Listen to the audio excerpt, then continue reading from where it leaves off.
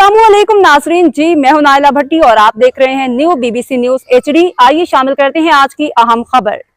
शामिल करते हैं कराची से हमारे chief sports reporter Mohammad Rehan Akram की इस रिपोर्ट में, जहां गुलजमीन कप फुटबॉल टूर्नामेंट के चौथे रोज के खेल में कलरी मोहम्मदन और साबर स्पोर्ट्स की फतह ने शायकीन को महजूज किया। पहला मैच हबीब 11 और कलरी मोहम्मदन के दरमियान खेला गया, जहां कलरी मोहम्मदन ने हबीब 11 को 0 के मुकाबले में 5 गोल से शिकस्त दी। दूसरा मैच उस्मानाबाद यूनियन और साजती बलोच के दरमियान हुआ। ये एक सनसनीखेज मुकाबला साबित हुआ जो 3-3 गोल से बराबर रहा।